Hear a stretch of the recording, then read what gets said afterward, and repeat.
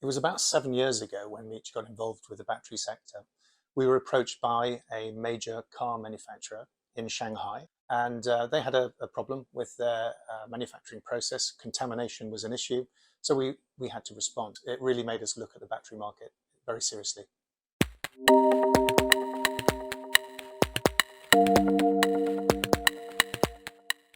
We actually ended up developing and extending our product line to the range that we now have today. Thermal runaway is effectively when a cell goes into an electrical short. There can be an event which causes the separator film to fail, and effectively you then have a short between the anode and cathode, and that can then accelerate very quickly to the point where there is a complete breakdown of the cell and you have heat build up, and it transfers from cell to cell. Effectively, the whole battery pack can then go into a thermal runaway event. That results in toxic smoke and toxic gases, heat build up, and even potential explosion. So it's very serious. In the event that a electric vehicle or an energy storage solution was located in a confined space, effectively you've got that directional burn potentially against reinforced concrete or against some material that could then actually ignite. One of the least well-known causes is manufacturing defect.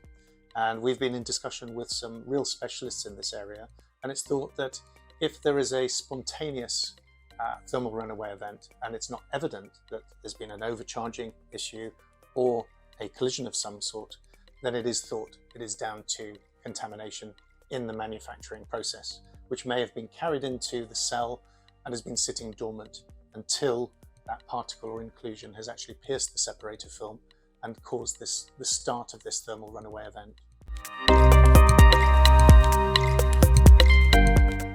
It's not easy to detect a particle in the cell, and so the battery manufacturers can't easily deduce there's a problem. The way to approach this is to employ a specialist in contamination removal who actually really understands the battery market, working with the machinery manufacturer, understanding the materials, understanding challenges on the likely areas where contamination can occur. That then offers an assurance to these battery manufacturers.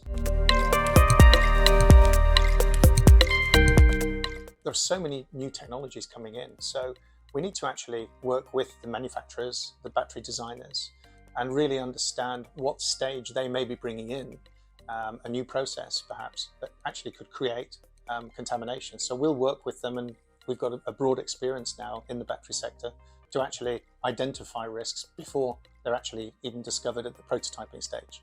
So it's not just a question of looking at one or two high-risk areas.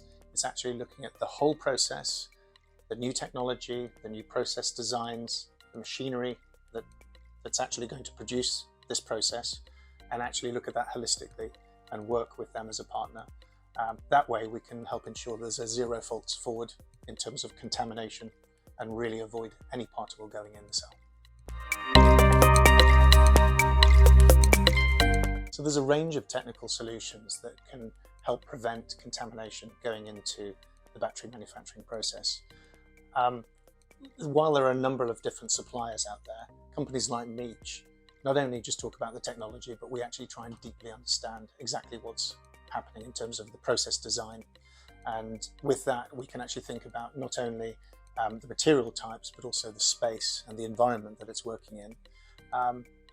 Unlike some other companies, we have a wide range of contamination removal solutions. So we're not biased towards any one given solution. So we will vary the suggestions. We'll work with the partners to work out which is the best fit for them in terms of budget, in terms of space. But we'll be looking at things like material width, material sensitivity. Is it a non-contact or contact type cleaner that they need? Critically, what type of contamination is it? Is it dry unbonded, or is it dry and semi-bonded? In which case we need a different type of solution. How is the material being transferred through the automation process? Do we need to really think about a potential issue with the way the material could be damaged or potentially lifted as it's transferred through the process. Is it low tension? If it's low tension, we have solutions to clean the surface on a roller rather than just in the normal traditional web path.